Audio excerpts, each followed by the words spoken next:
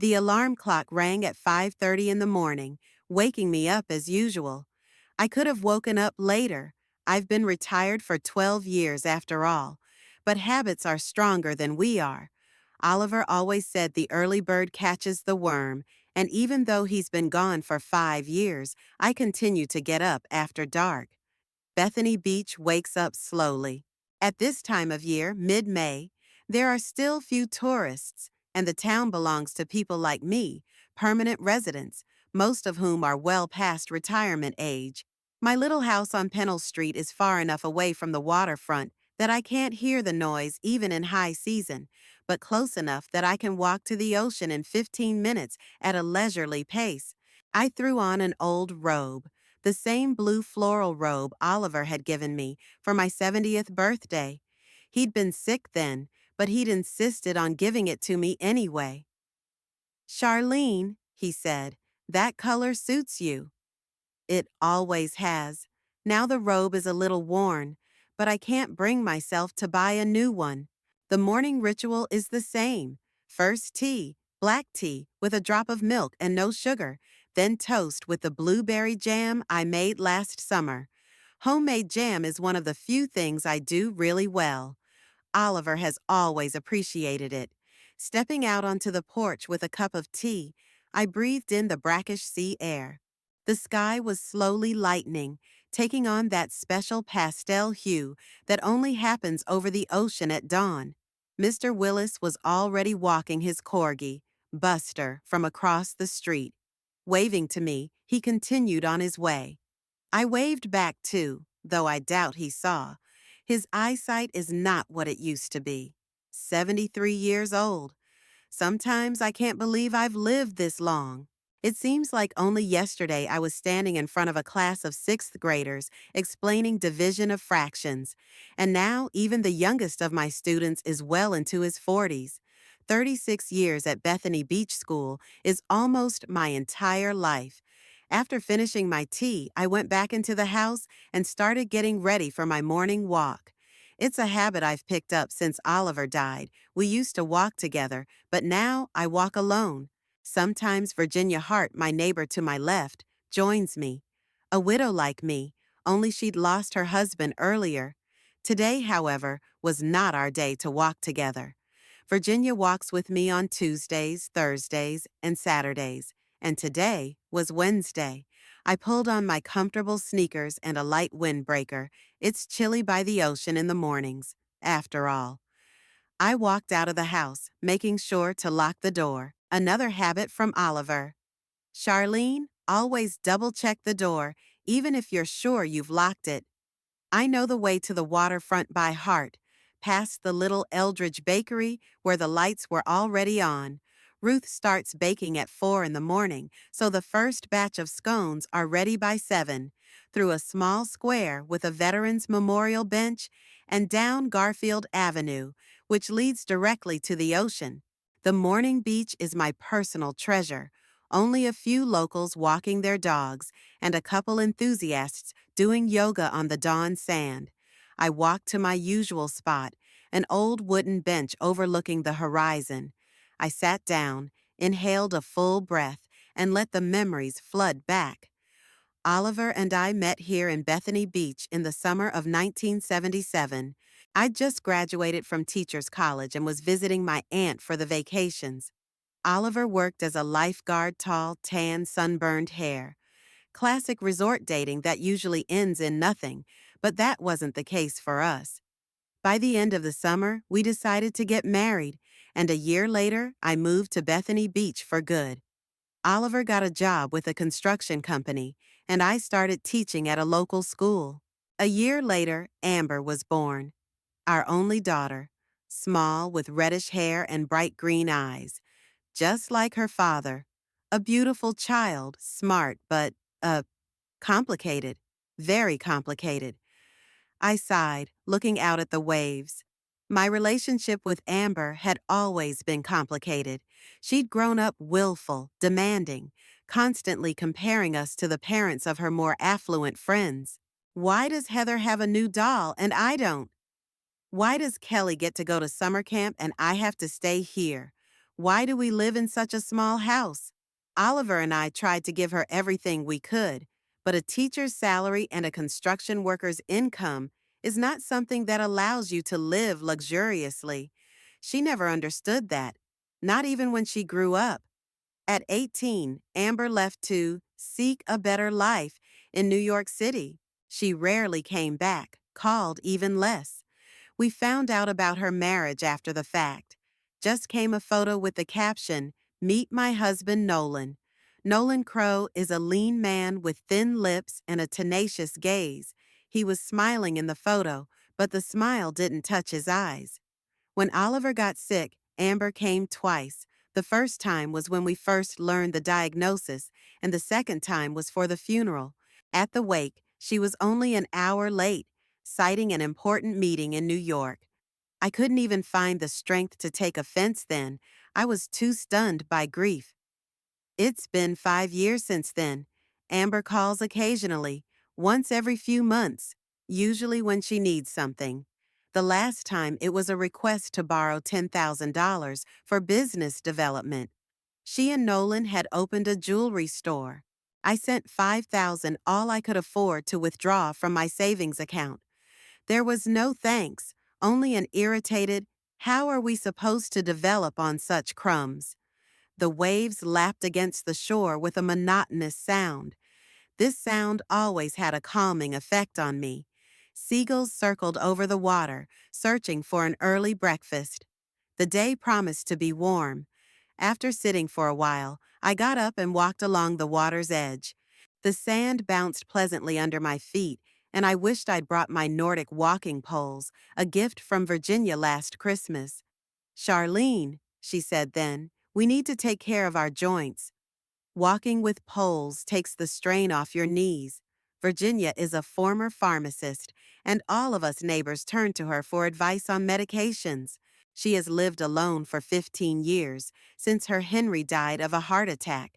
She has 2 grown sons who visit her regularly and help with the house and garden. Sometimes I envy her. The walk took about an hour. On the way back, I stopped at Eldridge's Bakery and bought a fresh baguette. Ruth, as always, added a small sweet bun to the order for my favorite teacher. I have taught math to both her daughter and son, and even her grandson, who is now in high school. "How is Tommy doing in algebra?" I asked, accepting a bag of baked goods. "He says it's a nightmare," Ruth laughed.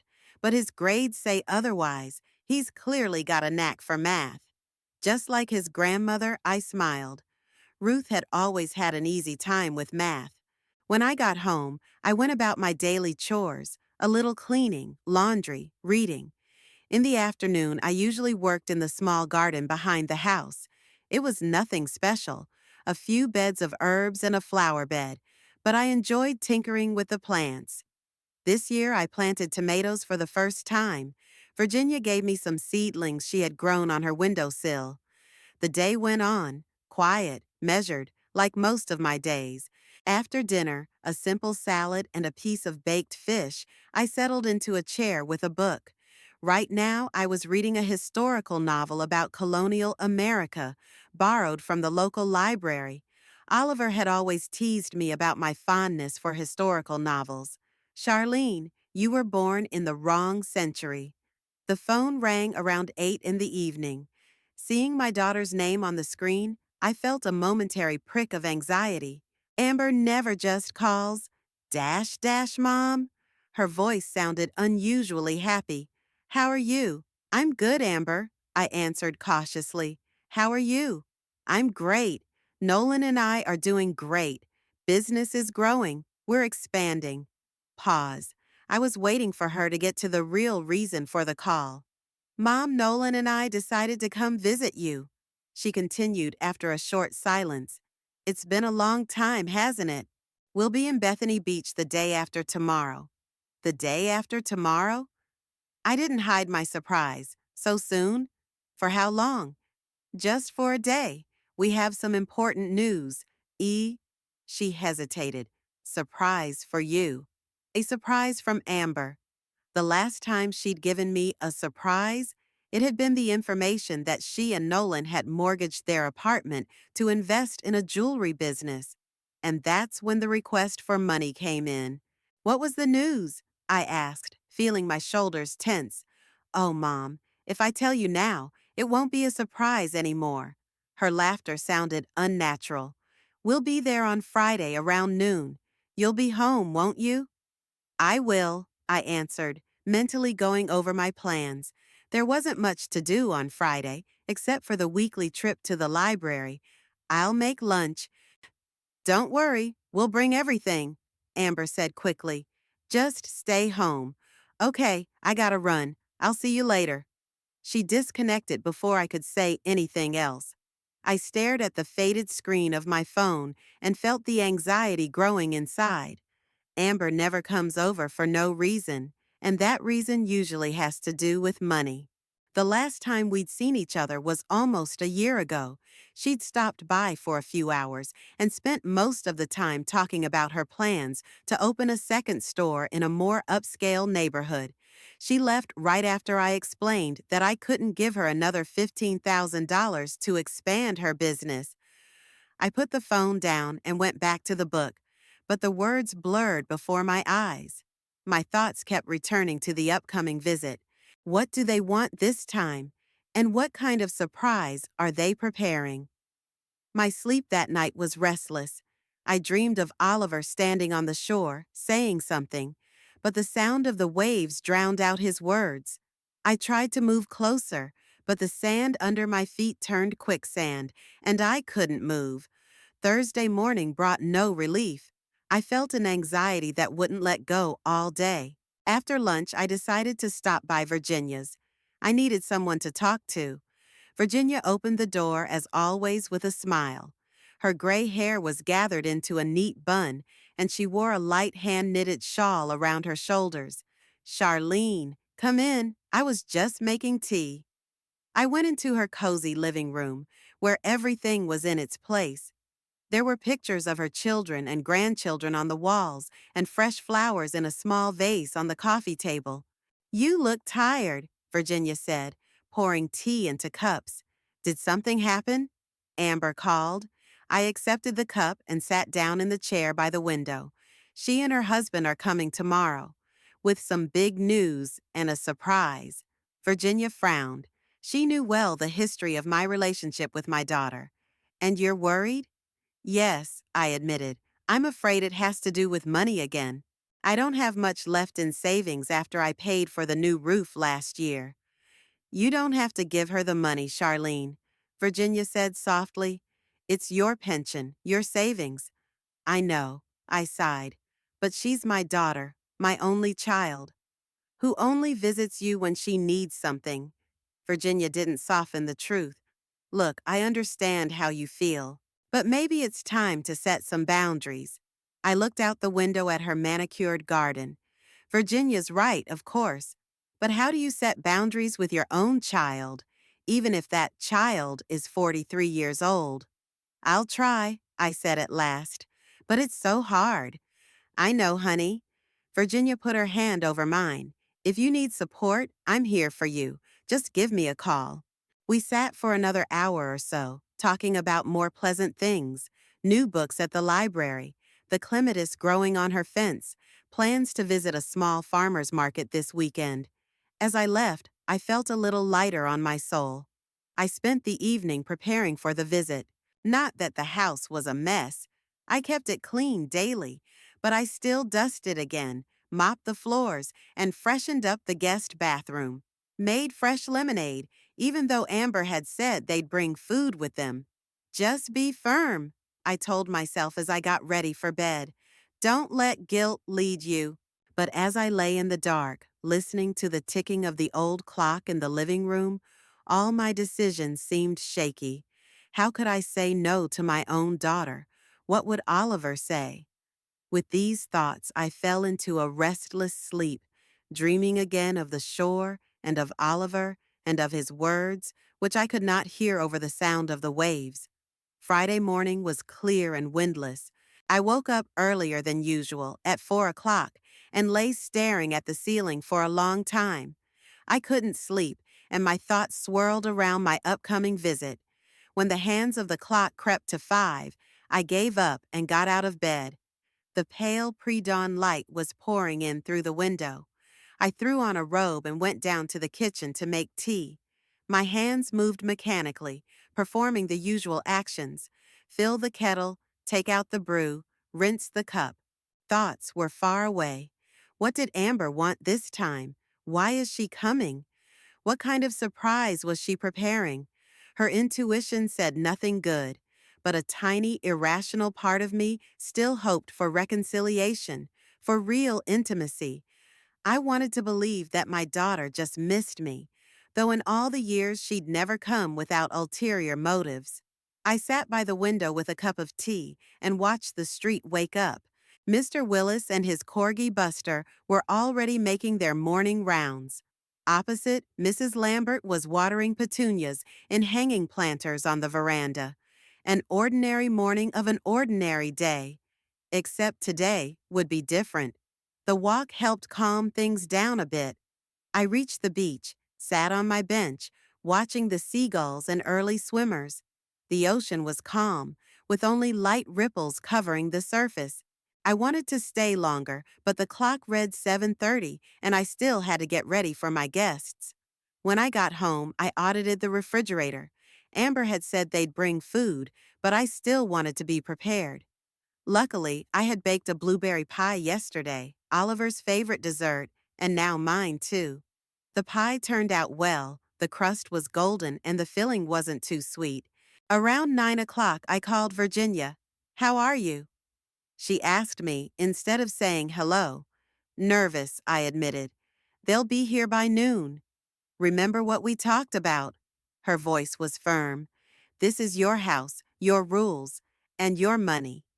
"I'll do my best," I promised, though my insides were clenching from the conversation ahead.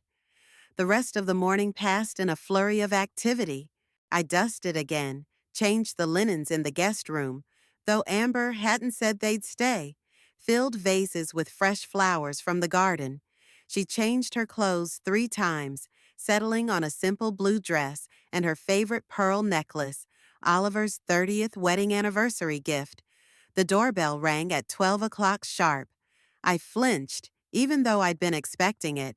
Taking a deep breath, I went to open the door. Amber and Nolan stood on the doorstep. My daughter looked flawless as always, a stylish dress, perfect makeup, her red hair done up in an elaborate updo. Nolan seemed like a shadow next to her, thin, pale, with bald spots and thin lips pressed into a hint of a smile. They were holding bags with the logo of an expensive restaurant and a bouquet of lilies. Dash, dash, Mom. Amber stepped forward and hugged me. She smelled like expensive perfume, too much, to the point of dizziness. "Oh, we missed you." I hugged her back, feeling her shoulders tense at the gesture. "Come on in." I stepped back, letting them into the house. "Dash Mrs. Webster." Nolan handed me the bouquet. "You look beautiful." I accepted the flowers, smiled, thanked him. Everything happened in slow motion. Every movement, every word seemed unnatural. "I'll put them in water," I said, heading for the kitchen. "Make yourselves comfortable in the living room." Amber and Nolan walked into the room, looking around as if they were here for the first time, though nothing had changed much in the 5 years since Oliver had died. "It's nice here, Mom," Amber said, in a tone that said, "So modest, it's cozy." "Did you redecorate?" Nolan asked, even though he knew he hadn't. He was just making small talk. "The roof had to be re-roofed last year," I said, arranging the lilies in the vase. "After that storm, remember?" They nodded, though I doubted they'd been following the news about the storms in Bethany Beach. "We brought lunch." Amber started taking containers out of bags. "Steaks from Morgan's, your favorite, with mushroom sauce, and salad, and wine, of course. I didn't mention that I haven't eaten red meat in years because of stomach problems, and that Morgan's was never my favorite restaurant. Amber used to eat there when she lived in Bethany Beach. That's very nice of you." I pulled out plates and cutlery. I made a blueberry pie, too. Pie? Amber wrinkled her nose a little. Mom, you know I'm on a low-carb diet right now. And Nolan has a gluten intolerance. Since when does Nolan have a gluten intolerance? I wanted to ask, but I held back. I shouldn't have started with the confrontation. Just for me, then, I smiled. Tell me, how was your trip? Terrible. Amber rolled her eyes. Traffic on the way out of town, then an accident on the highway. We thought we were gonna be late. But here we are. Nolan set the containers on the table. And we have a wonderful surprise for you, Charlene. But more on that later. I felt my stomach clench. This is it. But they were in no hurry to reveal their cards, so I decided to play along. Looking forward to it, I pointed to the table. Let's eat before it gets cold. We sat down at the table, and I was struck by how uncomfortable I felt in my own home. Amber and Nolan were acting like hosts, pouring wine and setting out food as if they'd invited me to dinner, not the other way around. I felt like an extra, an outsider. So, Mom, Amber cut off a piece of steak. How are you? How's your health? Not bad for my age. I took a sip of wine. Too dry, not my type. Arthritis bothers me, of course, but that's normal at 73. Are you taking anything? Nolan suddenly showed interest. There are some wonderful new drugs. The usual anti-inflammatories when it's bad. I shrugged. But mostly I manage with movement. I go to the ocean every morning. By yourself? Amber frowned. Is that safe? Of course it is. This is Bethany Beach, honey. Everyone knows each other here. Still, she exchanged glances with her husband. Maybe you should think about moving somewhere. With better care? That's it. I should have known. I'm fine here. I tried to keep my voice calm. I have neighbors, friends, and I'm doing fine on my own. Sure, for now. Nolan joined the conversation. But what about 5 years from now? Or 10? If I live long enough, I'll figure it out. I smiled, cutting off another bite of steak that I didn't feel like eating. Mom, Amber sighed, we're just worried about you. I suppressed the urge to laugh. When was the last time they worried about me? When Oliver was dying? When I had to sell our second car to pay for a new roof? When I ended up in the hospital with pneumonia 2 years ago? Never. I appreciate your concern, I said, but I'm really happy here. This is my home. A home needs maintenance? Nolan looked around the room. The old building, the constant expenses. I can handle it, I said more firmly. There was an awkward pause. Amber cleared her throat and changed the subject. How's your roommate? What's her name? Virginia? Good. I was grateful for the new topic. Her youngest son recently became a grandfather, so she's a great-grandmother now. Great-grandmother, Amber laughed a little too loudly. That's so sweet. Do you have plans for children? I asked, even though I knew the answer. It was a question I had asked many times before. Oh, Mom, Amber wrinkled her nose. What kids? We have a business. Speaking of business, this is it. We finally got to the real reason for their visit. How's your store? I asked, even though I felt I didn't want to know the answer. It's great, Amber exclaimed with an enthusiasm that seemed fake to me. It's great. We're expanding, are we? I raised my eyebrows. That's great. Yeah, we're opening a second store. Nolan picked up the baton, on the Upper East Side. Can you believe it, Charlene? It's the most upscale neighborhood. Sounds expensive, I said, pouring myself a water instead of wine. Oh, it's an investment in the future, Amber said with a wave of her hand. Sure, the upfront costs are high, but the returns will be tremendous. I'm happy for you. I was really happy, unless... So, business is going well? They exchanged quick glances, almost imperceptibly, but I noticed. More than that, Nolan smiled. We're even thinking about a third store next year. If everything goes according to plan, Amber added. You know, there are always risks in business. Sure, I nodded. Every business is risky. Especially right now, Nolan set his fork down. With this economic climate, banks are reluctant to lend, investors are cautious. Do you need additional funds? I decided not to beat around the bush. No, Mom, Amber laughed, but it sounded strained. We're not here for money, but you did come for something, I thought.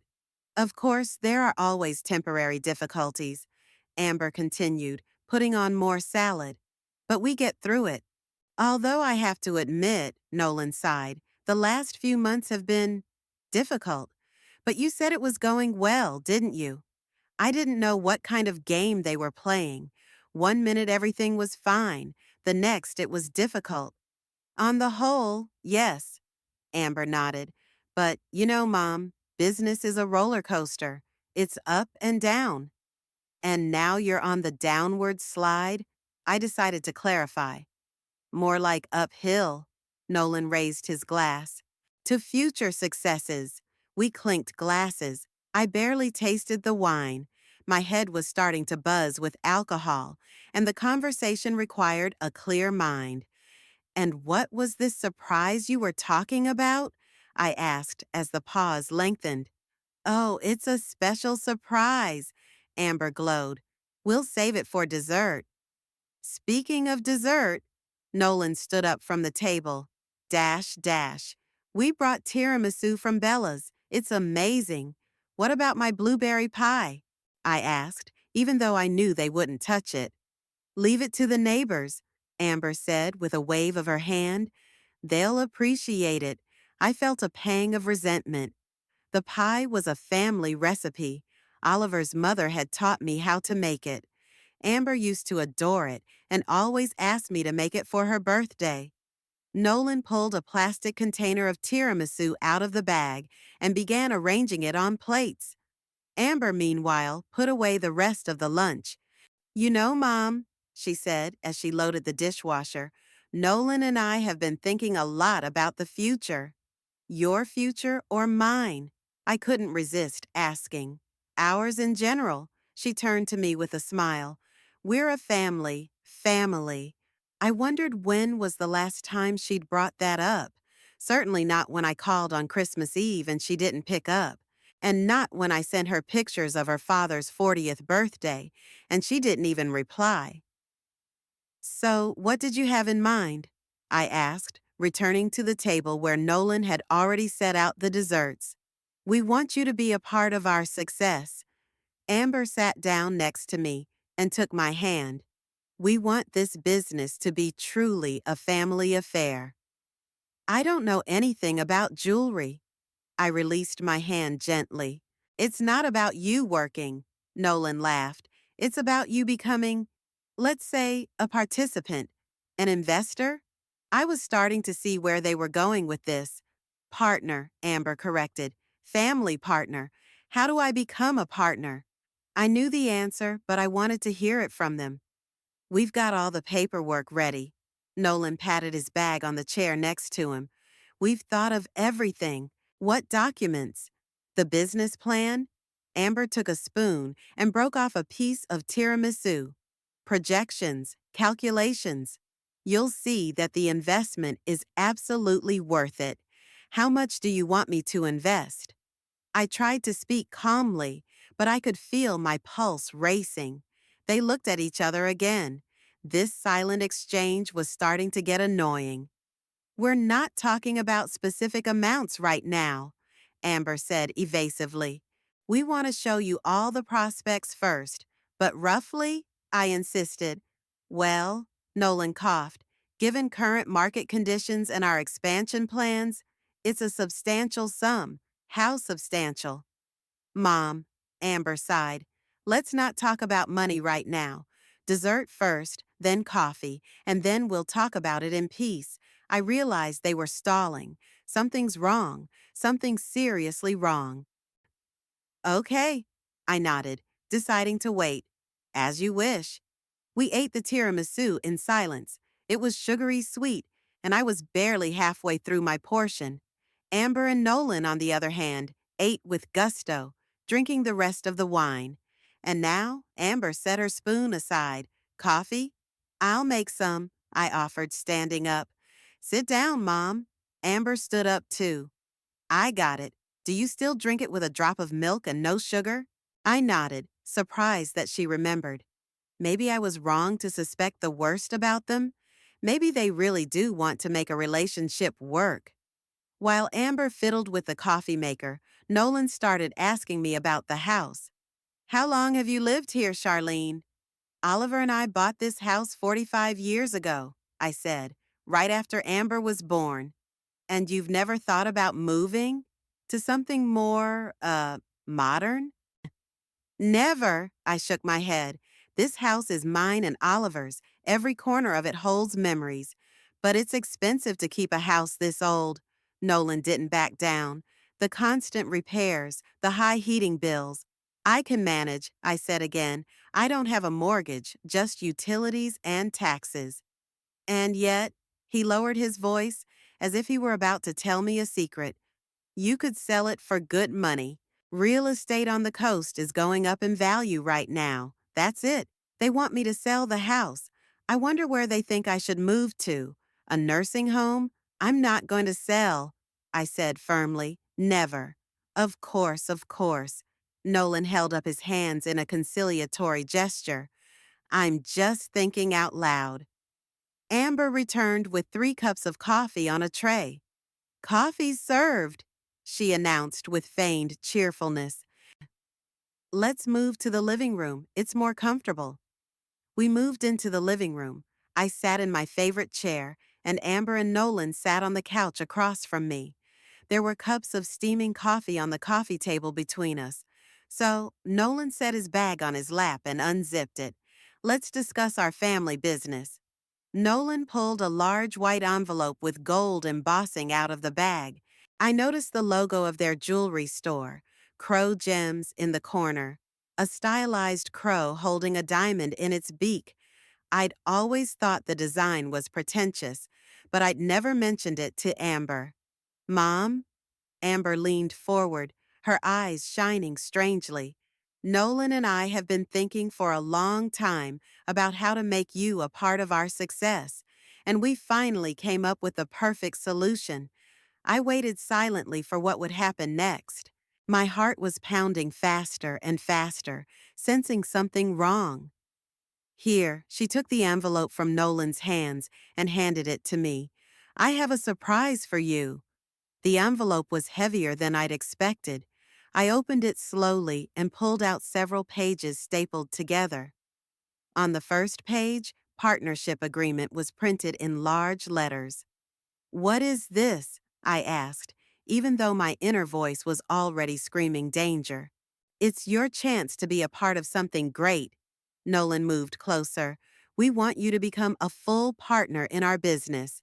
I started looking through the documents, trying to understand the legal terminology. The further I read, however, the colder I felt inside.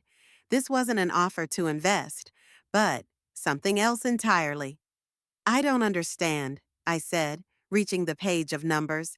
It says $450,000 in debt. Whose debt is that? Amber and Nolan exchanged glances. Technically, it's the company's debt. Nolan began cautiously. But when you sign these documents, you become a partner, which means the debt becomes shared. I reread the page with the amounts. $450,000. I've never had that kind of money, not even close. I can't do it, I said, setting the papers aside. I don't have that kind of money. But you have a house. Amber smiled, as if she were offering an obvious solution. It's worth about $600,000 right now. You could take out a loan against the house. I felt the blood rush from my face. That's why they'd come. Not to reconcile, not to include me in their business, but to force a mortgage on my house, the only thing I had left after Oliver died. No, I shook my head. I'll never mortgage this house. Mom, Amber stepped forward, her voice hardening. You don't understand the gravity of the situation. If we don't pay off this debt, We lose everything, our business, our apartment, everything. Why did you get into this kind of debt in the first place? I asked, still trying to comprehend what was happening. I thought you were doing well. There were, investments that didn't pay off. Nolan rubbed the bridge of his nose. We took out a loan from a private investor, not a bank. The terms were tougher than we thought. What terms? That's not important, Amber said. The important thing is we need the money by Monday. Otherwise, we're going to be in trouble. Monday? I couldn't believe my ears. Are you serious? It's Friday. That's why we came as soon as we heard you could help us. Amber took my hand. Mom, please, we're your family. You can't leave us. I gently released my hand and stood up. I needed to think, and it was impossible to do so under their stares. I'm not leaving anyone, I said, walking to the window. But you're asking the impossible. I can't mortgage the house. It's all I have. What about us? Amber's voice tingled with resentment. Aren't we important to you? I turned to her. Amber, when was the last time you called me for nothing? Not to ask for money, not to tell me you had a problem, just to see how I was doing? She opened her mouth, then closed it. There was a look of confusion on her face. What's that got to do with it? Nolan intervened. We're talking about business, about the future. Charlene, you don't want your daughter to lose everything, do you? Of course I don't. I walked back to the chair and sat down. But I can't give you $450,000. I just don't have it. Yes, you can, Amber insisted. Mortgage the house, get the money, give it to us. We'll pay off the loan for you, I promise. I gave her a long look. My daughter, my only daughter, whom I'd given birth to at 29 after years of fruitless attempts to have a child. Oliver and I had been so excited to have her. We named her Amber because her hair was golden red even as a baby. How had she turned into this strange woman who was staring at me now with ill-concealed impatience? No, I said firmly. I'm not mortgaging the house. That's not why your father and I spent all those years paying the mortgage. What? Amber stood up abruptly, her face contorted with anger. You're refusing to help your own daughter? I'm not refusing to help, I said calmly. I refuse to risk the only thing I have.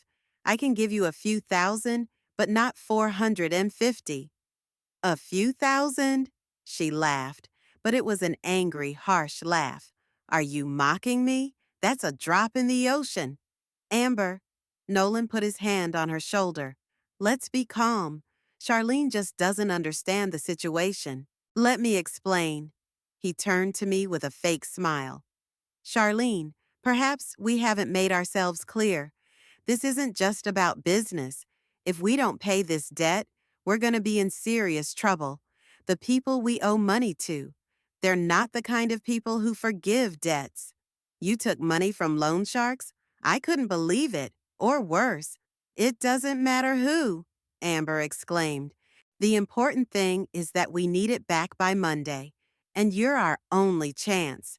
I can't, I said again, even if I wanted to. The home equity loan process takes weeks, not days. We've thought of everything. Nolan rummaged through his bag again and pulled out another envelope. We have a contact at the bank. He'll expedite the process. We can finalize it today if we go right now. Go? Go where? New York, Amber started gathering papers from her desk. We're all set. You don't need to bring anything. You can stay with us tonight and come back on Monday. I looked at them both, and the full extent of their plan began to dawn on me. They had calculated everything in advance. They hadn't come to ask. They'd come to demand. They didn't even doubt that I'd agree. No, I shook my head.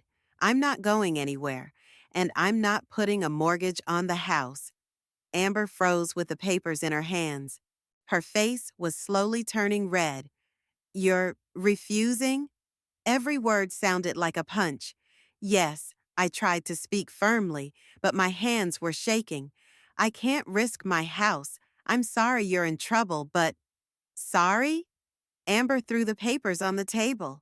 You're sorry? Do you realize you're killing us with your refusal?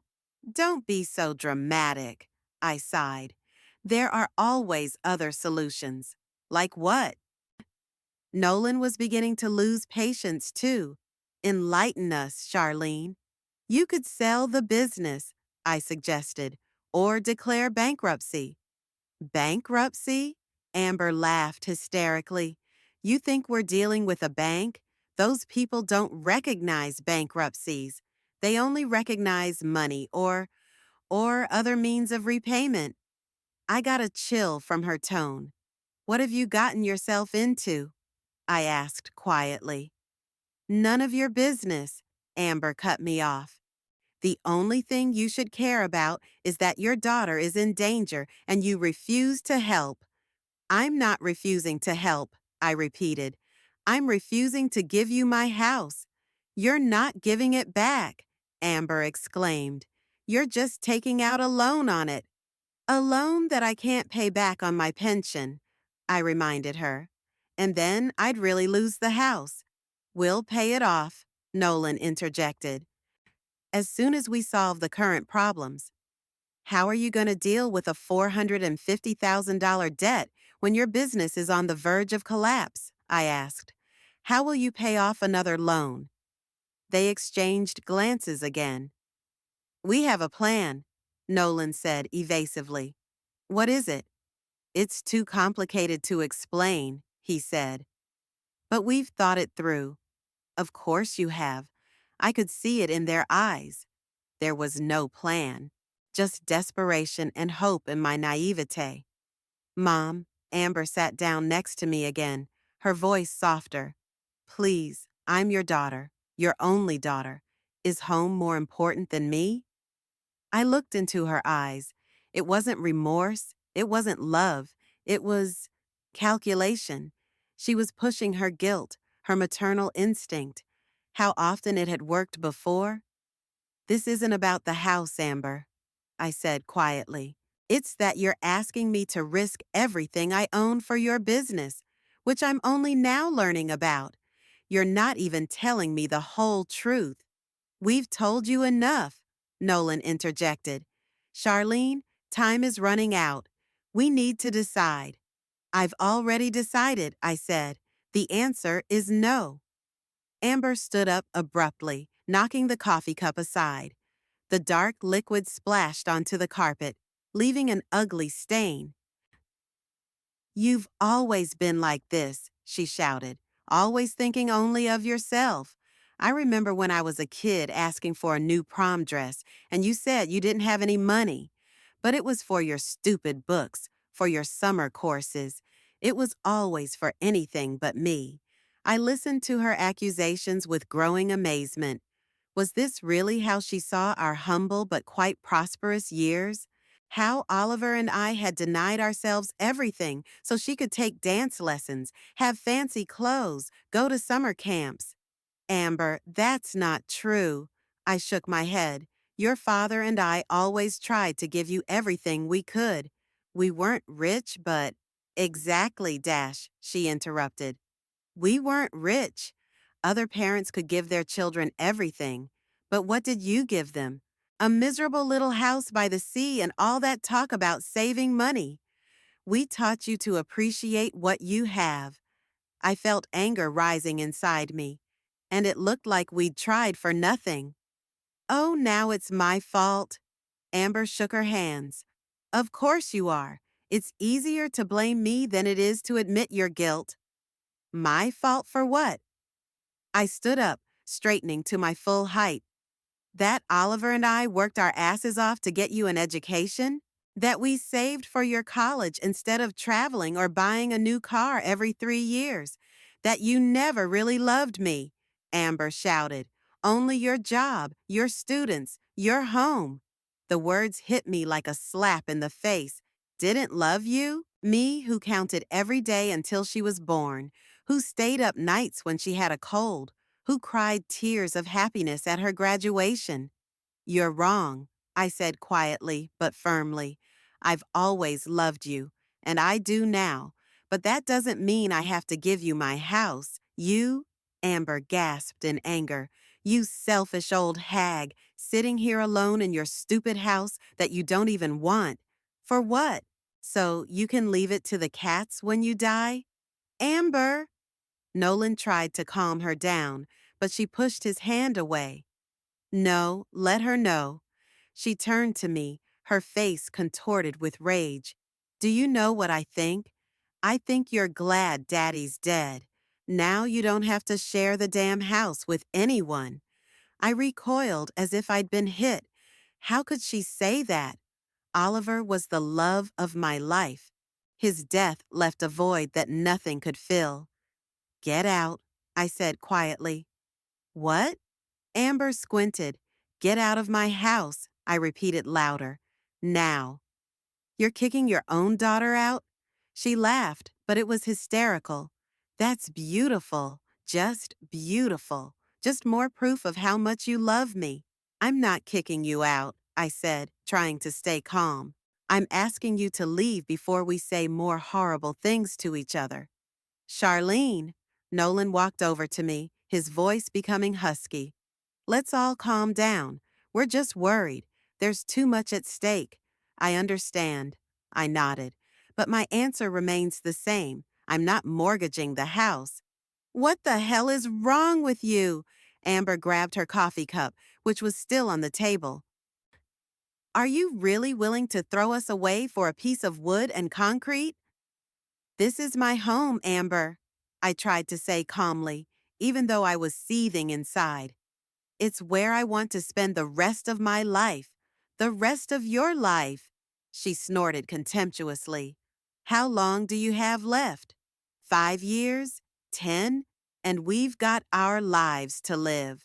But you're willing to ruin our future for a few years in this wreck. That's enough. I took a step toward the door. Go away, both of you.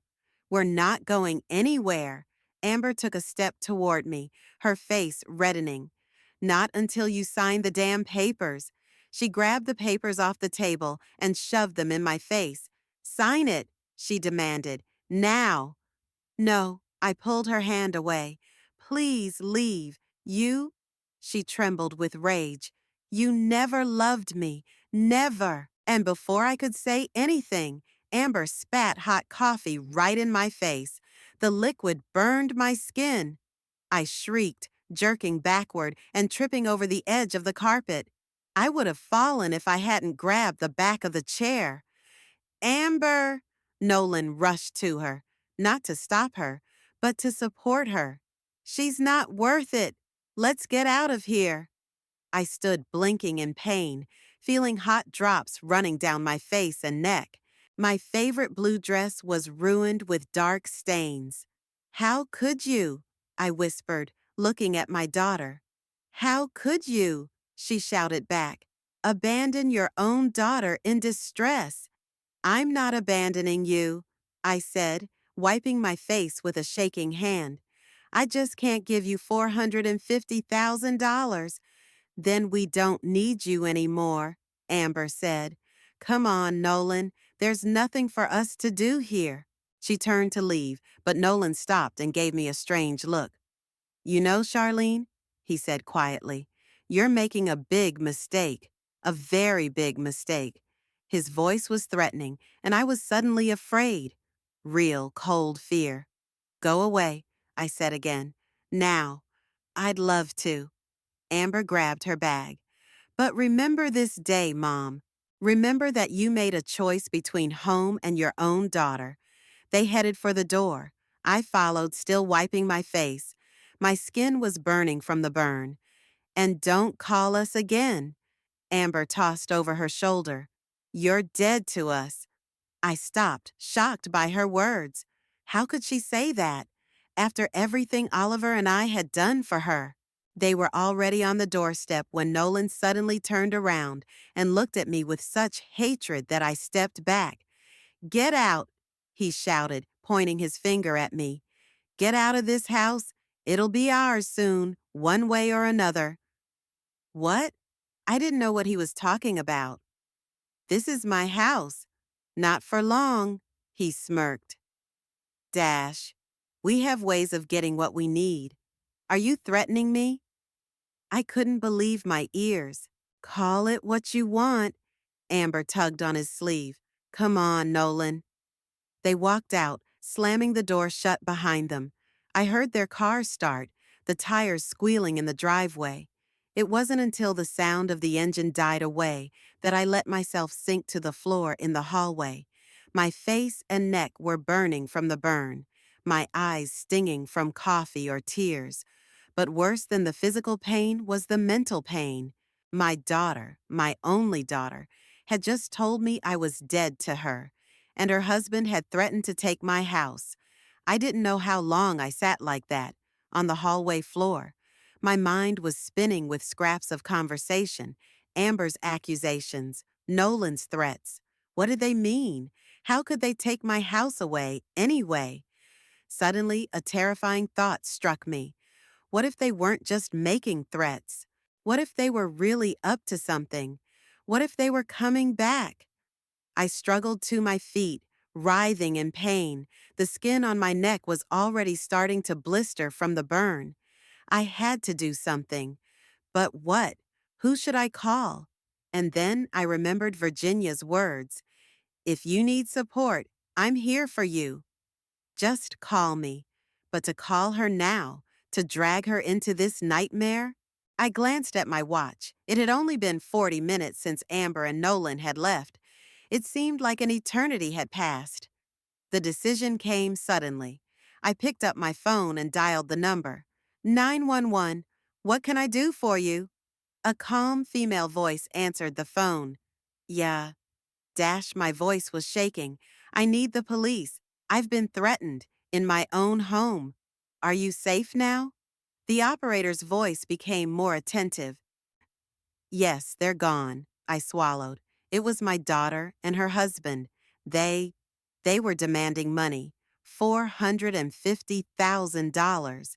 And when I refused, she poured hot coffee on me and he yelled at me to get out of my own house. Said they'd get it anyway, one way or another. Do you need medical attention? Do you have a coffee burn? Yeah, but, I don't think it's serious. I touched my neck and cringed. Just send the police, please. I'm afraid they might come back. Give me your address, the operator asked. I dictated the address, and the woman assured me that a patrol car would be there within 15 minutes. Stay on the line, she said. I'll be with you until the police arrive. I nodded gratefully, though she couldn't see it. Somehow, even that unfamiliar voice on the phone made me feel safe. What's your name? The woman asked. Mine is Charlene. Charlene Webster, I answered. Okay, Charlene, the police are on their way. Can you lock the doors and windows? Yes, I stood up and, holding the phone to my ear, started checking the locks. I'm already locking up. Good, good. Now tell me more about what happened. And I did. About the daughter and son-in-law's visit, about their demands, about how it ended. It was painful to talk about it, but somehow also relieving, like releasing poison from a wound. When I finished, the woman on the other end of the line was quiet for a moment, and then she said, The police must be close by now. You're very brave, Charlene. The doorbell rang 12 minutes after I called 911. By then, I had recovered a little, washed my face with cold water, and put a soaked towel on my neck.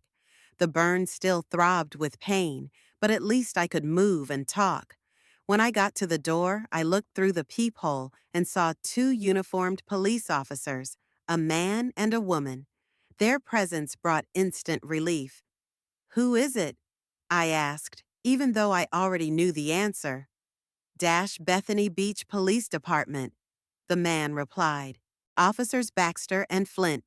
We got your call, Mrs. Webster. I opened the door. The officers looked serious and collected. The man was tall with short dark hair and attentive eyes. The woman was medium height, slender, with her hair pulled back into a tight bundle. Mrs. Webster? The man stepped forward.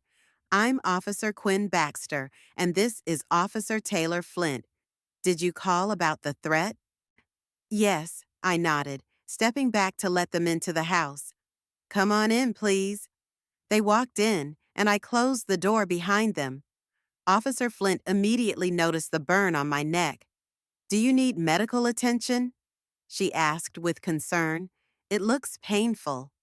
I can handle it, I replied, even though my neck was really burning with fire. I just put a cold towel on it. Maybe we should call the paramedics, Officer Baxter suggested, scrutinizing my face, which was also burned. I don't think that's necessary. I shook my head. It was just coffee. It wasn't boiling, just really hot. I invited them into the living room, which was still a mess from Amber and Nolan's visit, the overturned cup, the coffee stain on the carpet, the scattered papers. Please have a seat. I pointed to the couch.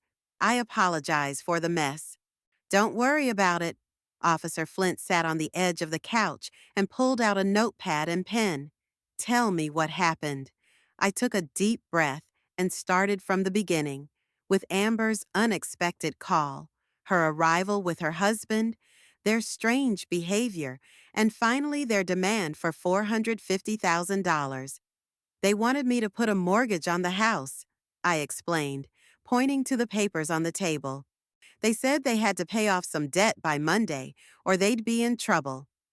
Officer Baxter picked up the papers and took a quick look through them. It does mention the sum of $450,000, he confirmed, handing the papers to Flint, and some sort of partnership agreement. When I said no, Amber was furious, I continued. She started yelling, accusing me of never loving her. And then, I touched her neck, and she threw hot coffee at me. And then, nudged Officer Flint, taking notes. Then her husband, Nolan, started yelling at me to get out of the house. My own house. I still couldn't believe it. He said the house would be theirs soon, one way or another. It sounded like a threat. The officers glanced around. Baxter frowned. Do you think they might take some action against you or your property? He asked seriously. I don't know. I shook my head. Amber had never been aggressive before, but today, she was like a stranger. And Nolan, there was such hatred in his eyes.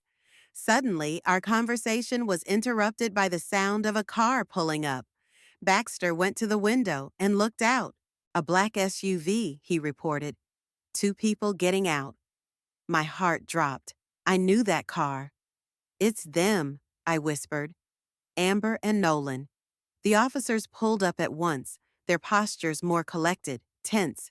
Stay here, Baxter said, heading for the door. We'll talk to them. Flint followed him, but before she did, she put a hand on my shoulder. It'll be okay, she assured me. We'll figure it out. I remained seated in the living room, listening to the officers open the front door. Then there were voices, a surprised exclamation from Amber, the low, tense voice of Nolan, the calm, professional tones of Baxter and Flint. A few minutes later, the living room door opened and all four entered. Amber looked confused and frightened, Nolan wary. Upon seeing me, my daughter rushed forward. Mom! She exclaimed with an alarm that seemed fake to me. What's wrong? Why are the police here? I stared at her, unable to believe this sudden change. An hour ago, she was screaming that I was dead to her, and now she's playing the caring daughter? You know why, Amber, I said quietly. Mrs. Crow, Mr. Crow, Officer Baxter intervened. Your mother claims that you threatened and injured her. Can you explain that? What?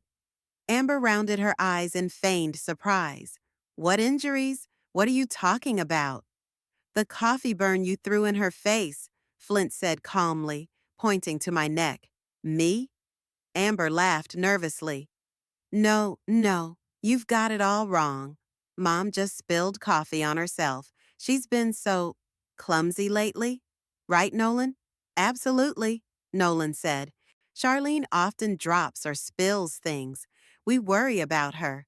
I couldn't believe my ears. Were they trying to portray me as old, clumsy, and perhaps not quite sane? That's not true, I said firmly. Amber had thrown coffee at me on purpose after I refused to give them money. Money? Amber gave me a puzzled look. What money are you talking about, Mom? We just came to visit you. What's this? I pointed to the papers Baxter had put back on the table. A partnership agreement and a debt of $450,000. Oh, that? Amber waved her hand. Dash. We just wanted to show Mom our business plans. She's always been interested in our store. Dash, Mrs. Crow, Flint interjected. Your mother claims you required her to mortgage the house to pay off your debt. How absurd, Amber exclaimed. Mother, why do you say such things? You know it's not true. She turned to the officers with a concerned expression on her face. You see, my mother, she's gotten very suspicious lately. She's 73 and… Amber lowered her voice as if she didn't want me to hear. We've been noticing signs of, you know, age-related changes. I'm perfectly sane, I countered, feeling the anger boiling up inside me. And my memory is working perfectly. You demanded $450,000. When I refused, you, Amber, poured coffee on me, and Nolan yelled at me to get out of my own house. Officers, Nolan took a step forward, his voice soft, almost patronizing. We understand how this looks, but believe me, Charlene is just confused. We did discuss our business, but no one demanded money from her. And how do you explain the burn? Baxter asked, pointing to my neck. Like I said, she spilled coffee on herself, Amber repeated. We wanted to help, but she suddenly started yelling that we were trying to take her house. It was so, weird. We freaked out and left to let her calm down. And then decided to come back? Flint raised an eyebrow. Yes, Nolan nodded. We were worried. Charlene was very upset when we left. We thought she shouldn't be alone like that. I stared at both of them, amazed at their mendacity. They spoke so convincingly, so sincerely, that for a moment I wondered if I'd misunderstood. But no, the burn on my neck was all too real, and their words, their threats, I couldn't imagine it. Officers, I said, trying to keep my voice calm and confident. I remember everything that happened today perfectly. Amber and Nolan arrived around noon. We had lunch, and then they showed me the paperwork for the partnership, which was actually a plan to shift their debt onto me. When I refused, they started making threats. Amber threw coffee at me, and Nolan yelled at me to get out of the house. They left, threatening to get my house one way or another. The officers listened intently without interrupting. When I finished, Baxter turned to Amber and Nolan. Do you deny this theory? Absolutely. Nolan crossed his arms over his chest. It wasn't like that at all. Then how do you explain it? Flint picked up some documents from the table. It clearly shows $450,000 in a plan for redeveloping the property. It's just a business plan. Nolan shrugged. We wanted to show Charlene how our business worked. She's Amber's mother. She's interested. And you didn't ask her to put a mortgage on the house? Baxter asked. Of course not, Amber exclaimed. That's absurd. Mom, why do you make up things like that? I felt tears welling up in my eyes with helplessness and resentment. They lied so cold-bloodedly, so convincingly, but I had one trump card. If you don't believe me, I said, turning to the officers, look at the carpet. There's a stain from the coffee Amber spilled, and the cup she knocked over is still lying there. Baxter looked down. There was indeed a large coffee stain on the light-colored carpet and an overturned cup lying nearby. That doesn't prove anything, Amber said quickly. Mom could have spilled the coffee herself and scalded her neck and face, Flint asked skeptically. Well? Yeah, Amber hesitated. She was getting very clumsy. Mrs. Webster doesn't seem clumsy or disoriented, Baxter said. She is quite clear in her version of events. After a long discussion and examination of the evidence, Baxter turned to Amber and Nolan. Mr. and Mrs. Crow, I think it would be best if you left now. What? Amber raised her head. You don't believe us? You believe her over us? I'm not saying who I believe, Baxter replied calmly, but it's obvious that your presence is upsetting Mrs. Webster, and she does have a burn, the origin of which requires explanation. We have explained it, Amber exclaimed. She spilled coffee on herself. Mrs. Crow. Flint interposed. We ask you to leave the house. Now. You can't kick us out. Nolan raised his voice. We have the right to visit our mother. Actually, if the owner of the house asks you to leave, you have to do it, Baxter said. Otherwise, it would be considered trespassing. She's not herself. Amber pointed at me. She doesn't know what she's saying. Mrs. Webster seems perfectly sane. Flint stepped between Amber and me, and she made it clear that she wanted you to leave. Amber and Nolan exchanged glances. I saw the look of anger on her daughter's face, which quickly changed to a look of concern. Okay, she said finally. We'll go. But I'm really worried about Mom. She's obviously not herself. We'll take care of Mrs. Webster, Flint assured her. And you'd better go. Nolan took Amber by the elbow and led her toward the exit. At the door to the living room, she turned around and gave me a look full of what? Anger? Disappointment? Or maybe regret?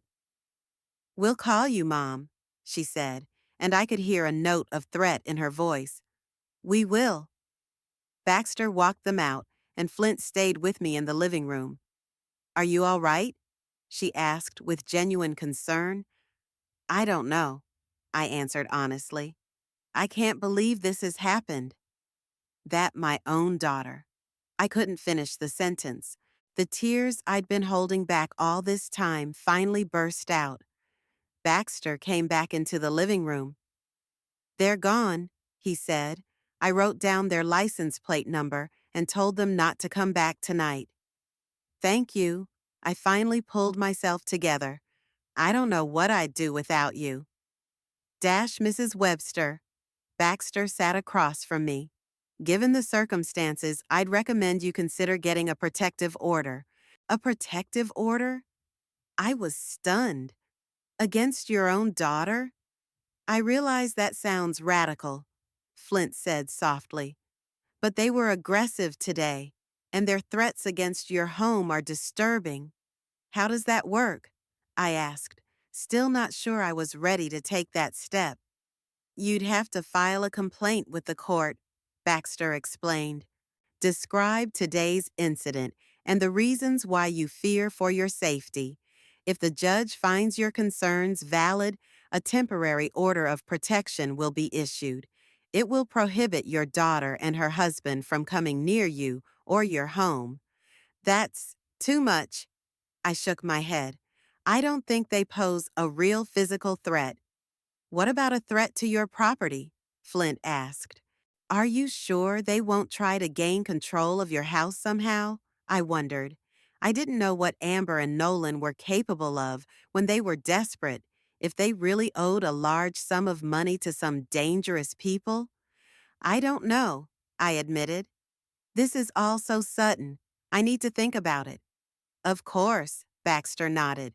The decision is yours, but I'd recommend that you consult a lawyer as well, especially since we're talking about your property. That's good advice, I agreed. I have a friend who deals in real estate. I'll give him a call. Good. Baxter stood up. We're going to write up a report on today's incident. Will you want to file a formal complaint? I hesitated. File a complaint against my own daughter? It seemed unthinkable. But on the other hand, their behavior today. Yeah, I don't know, I said again. Could I think about it? Of course. Flint stood up too. You can come down to the station anytime if you decide to make a complaint. In the meantime, we'll record your statement about today's incident. She pulled out a business card and handed it to me. Here's my number. Call me if you have any problems, or if you just want to talk. Thank you. I took the card. That's very kind of you. Mrs. Webster, Baxter spoke again. I wouldn't recommend that you be alone tonight. Maybe you could call your roommate after all. I nodded. Virginia. Yeah, I guess I really shouldn't be alone right now. I'll call her, I promised. As soon as you leave. Okay. Baxter nodded. Officer Flint will leave now, and I'll stay with you until your roommate arrives. Okay? Yes, I was grateful for their concern. Thank you both.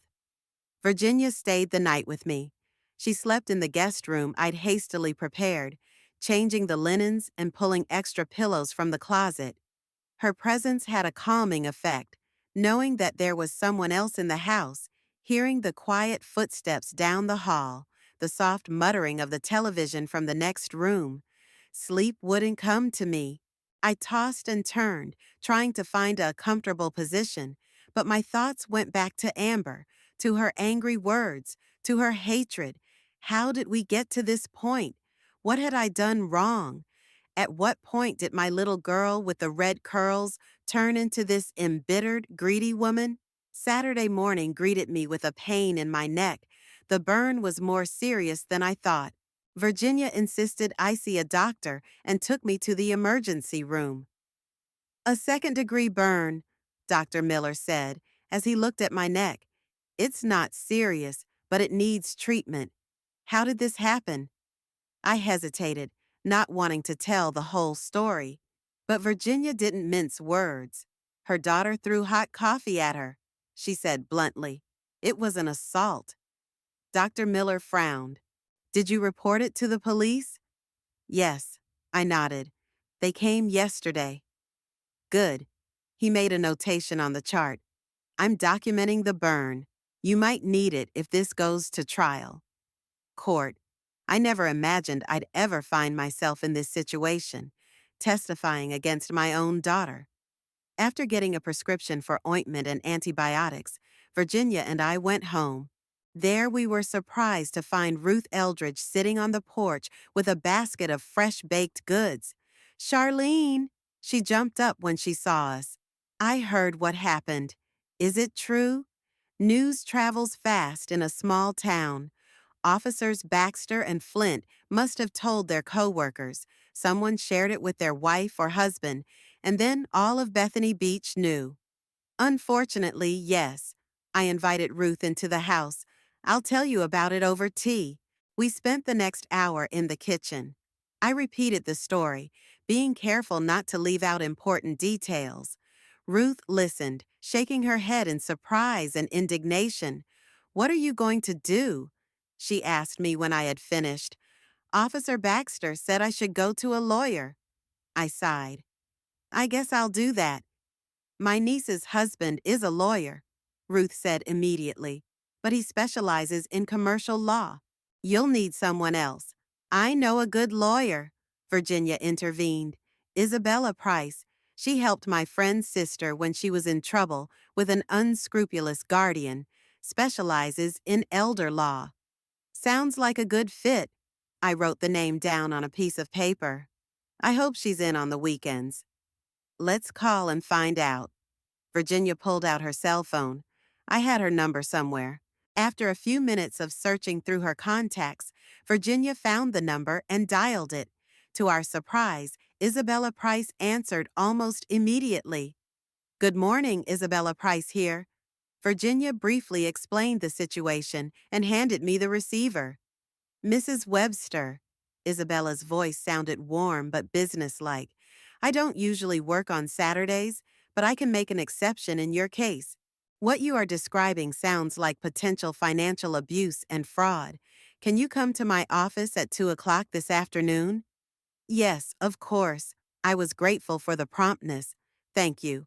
Don't forget to bring the documents your daughter and son-in-law showed you, she added, and any other papers that might be relevant to the case. your bank statements, house deeds, that sort of thing. Okay, I wrote down the office address she dictated. See you at 2. After hanging up, I turned to Virginia and Ruth. She'll see me at 2 o'clock this afternoon. Virginia, could you give me a ride? I don't think I should be driving with this burn. Sure, Virginia nodded. I'll go with you. Me too, Ruth said firmly. It's a good idea to be supportive in a situation like this. I spent the next few hours gathering documents, bank statements, the mortgage on the house, paid in full while Oliver was still alive, insurance, tax returns, everything I could think of. In the process, I decided to check my credit rating online, just in case, and then I got an unpleasant surprise. The report showed a credit inquiry made 2 weeks ago on my behalf. A large loan for $450,000, secured by my house. Virginia, I called out, unable to believe my eyes. Look at this. She came over and leaned over my laptop screen. Isn't that you? She asked, though the answer was obvious. Of course not. I was shocked. I had never requested such a credit. It had to be Amber and Nolan. But how could they? They'd need my personal information, my social security number. And then it hit me. Amber had called last summer, asking for my social security number for some insurance they were supposedly taking out on me. I believed her and dictated the number. How naive I was. This is serious. Virginia frowned. I should definitely tell my lawyer about this. I printed out the credit report and added it to the rest of the documents. Anxiety was growing by the minute. What else could they do with my information? What other surprises awaited me? At 1:30, Virginia, Ruth, and I got into Virginia's car, an older but well-maintained sedan. The day was clear but windy, real spring weather. We were on our way to Isabella Price's office, located in a neighboring town about 20 minutes away. The office turned out to be small but stylish. Cream-colored walls, comfortable chairs in the reception area, fresh flowers on the receptionist's desk. Everything created an atmosphere of calm and professionalism. Mrs. Webster? A slender woman of about 45 with neatly styled dark hair came out to meet us. I'm Isabella Price. Come in, please. She led us into her office, a spacious room with a large desk and several comfortable chairs. On the walls hung diplomas and certificates confirming her qualifications. Please sit down, Isabella pointed to the chairs. Do you mind if your friends are present? No, I don't mind. I was glad to have their support. They've been with me since the beginning of this story. Good. Isabella sat down at the table and opened her notebook. Then let's start from the beginning. Tell me what happened. I repeated the story for the third time that day, starting with Amber's unexpected phone call and ending with today's discovery about the loan request. Isabella listened attentively, taking notes and occasionally asking clarifying questions. Can I see the paperwork? She asked when I was done. I handed her the folder I had assembled. She started going through the papers, especially scrutinizing the ones Amber and Nolan had brought, and my credit report. This is very serious, Mrs. Webster, she finally said. What your daughter and son-in-law are doing is fraud and financial abuse. They've tried to fraudulently gain access to your assets, and when they failed, they decided to go around you, using your personal information. What do? I asked, feeling my heart clench. First, you need to immediately block the possibility of making loans in your name. Isabella pulled some forms out of a desk drawer. This is a fraud report for the credit bureaus. It will freeze your credit history, and no one will be able to apply for new loans in your name without further verification. She handed me the forms and a pen. Fill them out right now, and I'll mail them out today. We also need to file a police report for attempted fraud. This will be separate from yesterday's assault report. I started filling out the forms, feeling my hands shaking. I still found it hard to believe that my own daughter could do this to me. What about that credit request? Virginia asked. It had already been made. We'll contact the bank and explain the situation, Isabella replied. If the loan hasn't been approved yet, we can stop it. If it's already approved, but the money hasn't been disbursed, we can cancel it too. In the worst case, if the money has already been disbursed, we'll have to prove in court that it was fraud. In court? I looked up from the forms. Against Amber? I know it's hard. Isabella spoke softly but firmly. But you have to protect yourself and your assets. Your daughter and her husband are committing a serious crime. But that could mean they go to jail. I still couldn't get used to the thought. Not necessarily, Isabella shook her head. Often in such cases, it's possible to negotiate a settlement without jail time, especially if it's a first-time offense. But you have to understand the gravity of the situation. They didn't just ask you for money, they tried to steal your house. Her words were harsh but true. I finished filling out the forms and handed them back to Isabella. What else should I do? I asked. We need to prepare and file for a protective order, Isabella said as she looked over the forms I had filled out. After yesterday's incident, we have enough grounds. The protective order will prohibit your daughter and son-in-law from coming near you and your home. And if they try? Ruth asked. Then it would be a violation of a court order for which they could be arrested, Isabella replied. But I hope it won't come to that. She pulled out another form. This is an application for a protective order. We can fill it out right now, and I'll file it with the court on Monday.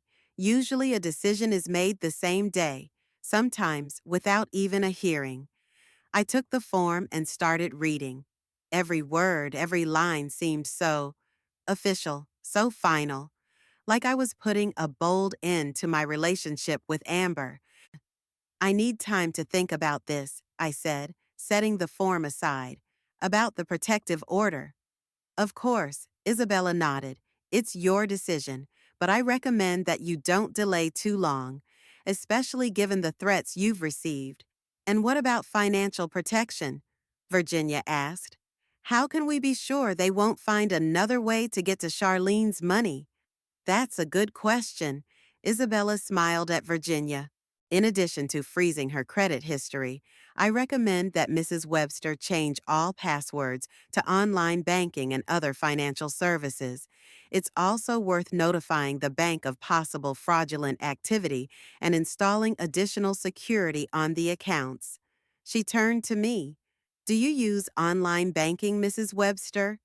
Yes, I nodded. Oliver insisted I learn while he was still alive, said it would be more convenient. Great. Isabella made a note in her notebook.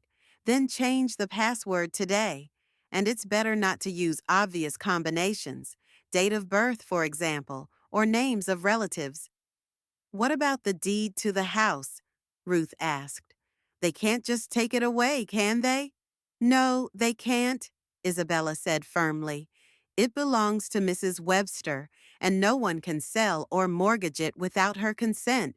But they might try to forge her signature or cheat her in some other way. She turned to me again. To be sure, I recommend that you register a notice with the local property registry that you don't plan to sell or mortgage the house anytime soon. It's an extra precaution. I nodded, feeling a little overwhelmed at the amount of information and action required. It seems so complicated, I admitted. I'll help you with all the paperwork, Isabella assured me. Don't worry about it. My job is to protect you and your assets. We spent the next hour discussing details and filling out forms. Isabella patiently explained each step, each action. I felt like I was in good hands. I'll contact the bank on Monday about that loan request, Isabella said when we were done with the paperwork. In the meantime, try not to worry. You are now under the protection of the law. We said our goodbyes and made arrangements for our next appointment on Monday. When we left the office, I felt strangely relieved, as if some of the weight that had been weighing on me had been lifted. She seems very competent, Virginia said as we got into the car. And determined, Ruth added. Just the kind of lawyer you need, Charlene. I nodded silently, still digesting the information. Today had changed everything. I wasn't just a shocked and confused victim anymore. I was actively defending myself. On the way home, we stopped at a pharmacy to buy the medication Dr. Miller had prescribed for my burn. Eleanor Page, another former student of mine who was now working as a pharmacist, met us at the pharmacy. Mrs. Webster, she exclaimed when she saw me. I heard what happened. Terrible. How are you? News traveled at the speed of light in Bethany Beach. I briefed Eleanor on recent events, including my visit to Isabella Price. You did the right thing, Eleanor said, handing me the bag of medicine. You can't let anyone, not even family, treat you like that. She leaned closer and added quietly, My mother-in-law had a similar situation a couple years ago. Her nephew was trying to gain control of her finances. She went to the police and a lawyer, and now he doesn't even dare call her. And how does she feel about that? I asked, thinking about my own situation. No regrets? No, Eleanor shook her head. She says it was hard but necessary. And now she can sleep well, knowing that her money is safe. Her words cheered me up. I wasn't alone in my situation. Others had been through it too and came out stronger. When we got home, there was another surprise waiting for us there.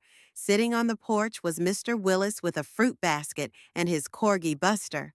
Charlene! He stood up when he saw us. I heard you were in trouble. Thought I'd stop by, see what I could do to help. Thank you, Howard. I was touched by his concern. Come in and have some tea. We all went into the house together. Ruth was making tea, Virginia was taking out cookies, and Mr. Willis was telling us the latest news of the town. You know, Bethany Beach is on your side, he said as we sat down at the table. We've all known you for years. No one would believe that you could have gotten anything wrong or misunderstood on your own. That's true, Ruth nodded. You've taught half the town, Charlene. Everyone knows how smart and organized you are. And what a good mother you are, Virginia added. No one blames you for what happened.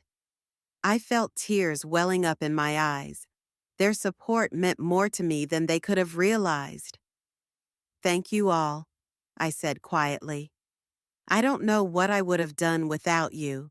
The same thing you're doing now, Virginia said confidently. Fight. You've always been strong, Charlene. It's just that you remembered that now. We sat in my cozy kitchen, old friends and neighbors, drinking tea and talking. Outside the window, the sun was setting, coloring the sky in shades of pink and gold. I thought about how quickly things had changed. Just yesterday, I was a lonely, confused woman sitting on the floor in the hallway. Today, I was surrounded by the support, care, and love of true friends. Amber and Nolan tried to take away my home, my savings, my dignity. But they left one thing out. I had a community, a family of choice, people who truly cared about me. And with their help, I was going to fight. For my home, for my independence, for my life. Never again would I allow anyone, not even my own daughter, to make me feel helpless and unwanted. September in Bethany Beach is special. The tourists leave, the beach is empty, and the town returns to its normal, leisurely pace. The ocean is still warm this time of year, but the air is already filled with fall freshness. It's the perfect time for a long walk along the shore. I walked along the water's edge, enjoying the feel of the cool sand beneath my feet. It had been 4 months since that day in May, when Amber and Nolan had turned my life around. 4 months of struggle, tears, disappointment, and ultimately, liberation. Walking out to my favorite spot, an old wooden bench overlooking the horizon, I sat down, watching the seagulls hovering over the waves. Next to me was Virginia, who had become even closer than a neighbor. It's a nice day, she said, breathing in the salty air. Perfect, I agreed. almost like the day Oliver and I had first met. Virginia smiled without interrupting. She knew that sometimes I just needed to talk, to share memories. Sometimes I wonder, I continued, looking out at the horizon, what Oliver would have said about how things turned out, about what Amber did. He would have been on your side, Virginia said confidently. He'd always protected you. I nodded. She was right. Oliver would never let anyone, not even our daughter, treat me like that. The last 4 months had been a roller coaster of ups and downs, triumphs and disappointments. After a visit to Isabella Price, events moved swiftly. On Monday, we filed a fraud report with the police. Officer Quinn Baxter personally took my report, listening carefully to all the details. Isabella contacted the bank and stopped the loan process. Fortunately, it had not yet been finally approved. We also registered a notice with the property registry that I had no plans to sell or mortgage the house. Then the investigation began. The police seized Amber and Nolan's computers, finding evidence of not only an attempt to make a loan in my name, but also other financial fraud. It turned out that their jewelry business was mostly a front for money laundering, and their investors turned out to be connected to organized crime. In late June, they were formally charged with fraud, identity theft, and assault. Nolan was also charged with money laundering and links to organized crime. They both denied guilt, but the evidence was overwhelming. The hardest day for me was the day I testified in court. Seeing Amber in the courtroom, looking into her eyes full of anger and accusation, was almost unbearable. But I did it, told the whole truth, held nothing back. Virginia, Ruth, and Mr. Willis sat in the audience, supporting me with their presence. After my testimony, a woman who introduced herself as Dorothy Bishop approached me. She was about 65, neatly dressed, with kind eyes. Mrs. Webster, she said, I admire your courage. Not everyone could stand up to their own child, even when necessary. She said she runs a support group for elderly survivors of domestic violence. We meet every Wednesday at the community center. You are welcome if you decide to come. I took her business card, unsure if I would take advantage of the invitation. But a week after the trial, feeling devastated and alone, I went to the meeting anyway. It was one of the best decisions of my life. There were about 10 people in the group, each with their own story of betrayal, pain, and eventual recovery. There was Arthur, an octogenarian former sailor, whose son was trying to have him declared incompetent to gain control of his pension. There was Elizabeth, a 77-year-old widow, whose niece stole her family jewelry. And many others. I listened to their stories and realized that I was not alone, that what happened to me happens to many older people, and that it was possible to survive it, to become stronger. What are you thinking about? Virginia's voice brought me back to the present. About the support group, I answered, about how it changed my life. You changed your life on your own, Virginia said softly. The group just helped you realize you weren't alone. I smiled. Over the months, Virginia had become more than just a neighbor, a true friend, almost a sister. She'd been there for me in my most difficult moments, when I cried at night, longing for the daughter I thought I'd lost forever, when I doubted the right thing to do, when I was afraid of the future. Amber and Nolan's trial continues to this day. Their lawyers are using every possible way to delay the trial, but Isabella is confident of victory. The evidence is irrefutable, she says. It's just a matter of time. I no longer have contact with my daughter. After she was charged, she sent me a letter full of accusation and bitterness. You ruined our lives, she wrote. No word of remorse, no admission of guilt. I didn't respond. What could I say? Sometimes I still wake up at night thinking about her, thinking of the little girl with the red curls I loved so much, wondering where it all went wrong.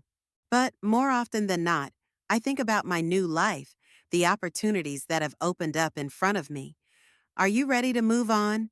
Virginia asked, rising from the bench. We have to be at the museum by 10. Sure, I stood up, shaking the sand off my clothes.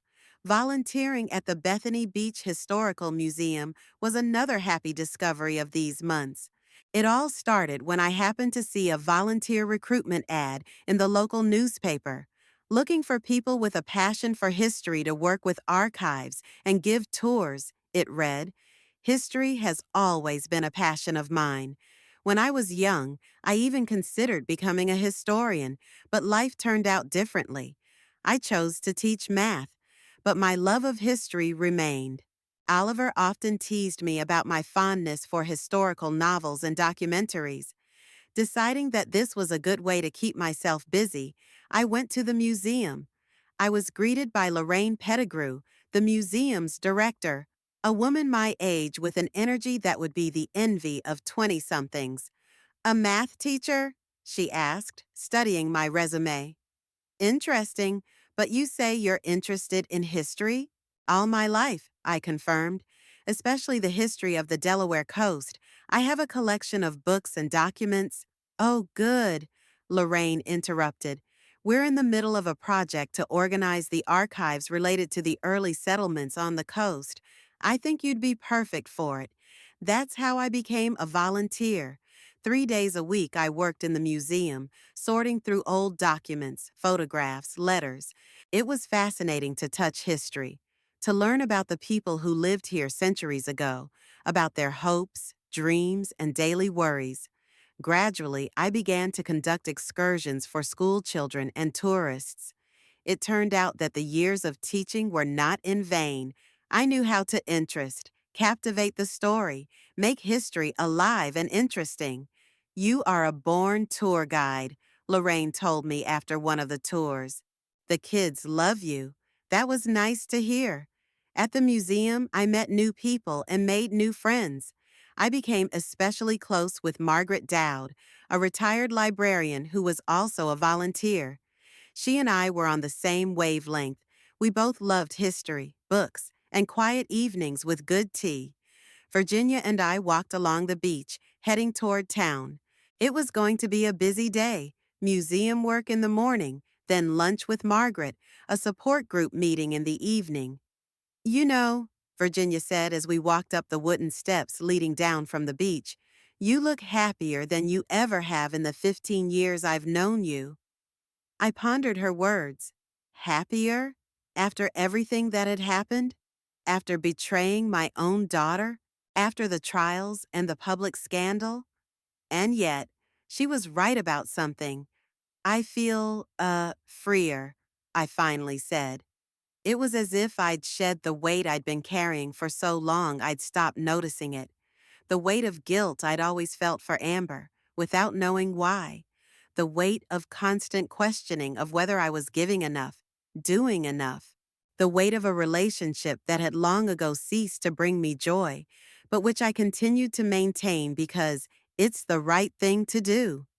When the last illusion crumbles, all that's left is freedom, Virginia said philosophically. My grandmother liked to say that. A wise woman was her grandmother. Indeed, when the last illusion, the illusion of family prosperity, the illusion that your daughter loves and respects you, is shattered, what is left? Only the truth, bitter but liberating. We reached the museum just in time for 10 o'clock. Lorraine was already there, laying out the new exhibits for the temporary Shipwrecks of the Delaware Coast exhibit. Here are our stars, she exclaimed when she saw us. Charlene, I have a special assignment for you. I've got a group of documents from the county archives, the diaries of Captain Hampton, the same one whose ship wrecked off our coast in 1823. I'll have to sort them out and get them ready for the exhibition. With pleasure. I love this kind of work reading old diaries, touching living history. Virginia, who also sometimes helped at the museum, though not as regularly as I did, began to decorate the stands. I immersed myself in Captain Hampton's diaries, yellowed pages, faded ink. the neat handwriting of a man who lived 2 centuries ago. The day flew by. After the museum, Margaret and I had lunch in a small cafe on the waterfront, discussing the books we had read and our plans for the future. Have you thought about writing a history of Bethany Beach? Margaret asked, stirring her tea. You have such access to the archives, and you're such a fascinating storyteller. Write a book? I laughed. At my age? What's the big deal? Margaret shrugged. My cousin started writing at 75 and published 3 detective novels. She said it was only now that she had enough life experience to write truthfully about people. The idea was interesting. I really knew a lot of interesting stories about Bethany Beach, people who had lived here over the centuries, and I enjoyed writing. Over the months, I started keeping a journal, writing down my thoughts and experiences. I'll think about it, I promised, and Margaret nodded in satisfaction. In the evening, I went to a support group meeting. Today's topic of discussion was recovering from betrayal. Everyone shared their experiences, their ways of dealing with pain and disappointment. For me, it was important to forgive, Elizabeth said, not for my niece's sake, but for my own, not to carry that bitterness in my heart. I'm not sure forgiveness is always necessary, Arthur argued. Sometimes it's enough to let go, to move on without looking back. I listened to them, thinking about my situation. Had I forgiven Amber? No, not yet. Will I ever be able to forgive? I don't know, but I've definitely learned to move on with my life and not let the past determine my present and future. After the meeting, Dorothy came up to me. Charlene, I was wondering, would you be interested in doing a seminar for our group about how you found the strength to ask for help, to stand up to your daughter in court? Your experience could help a lot of people. I was surprised by the offer. Me, give a seminar? But I'm not an expert. You're an expert in getting through this and surviving, Dorothy said softly. And that's exactly what the people in our group need to know. I agreed, though with some hesitation. The thought of standing in front of a group and talking about the most painful experience of my life was frightening. But if my experience could help someone else, it was worth a try. Back at home, I sat on the veranda, watching the dusk settle in. The sounds of the ocean came from far away, soothing, timeless. I thought about the past months, how my life had changed. Yes, it had hurt. Yes, I'd lost my daughter. Or maybe I'd realized I'd lost her a long time ago. I just didn't want to admit it. But I gained something important. Myself, my strength, my independence, my dignity. And I had found a new family, not by blood, but by choice. Virginia, Ruth, Mr. Willis, Margaret, Dorothy, the support group. People who had been there for me through the hard times, who supported me without judging, who saw me not as a poor old lady, but as a strong woman who could fight for herself. The next morning, I went to the beach again, alone this time. I sat on my favorite bench, watching the sun rise over the horizon, painting the sky and ocean pink and gold. I thought about Oliver, about our life together, about how proud he'd be of me now. I thought about Amber, the little girl I loved with all my heart, and the woman she had become. Thought about the future, my own future, which now seemed full of possibilities.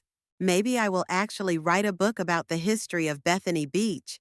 Maybe I'll conduct workshops for other seniors in a similar situation. Maybe I'll just enjoy every day, walking on the beach, working at the museum, socializing with friends. Life goes on, even after 73, even after betrayal, even after the world you knew crumbles. I took a deep breath of salty sea air and smiled. Today was a new day, and I was ready to face it with an open heart.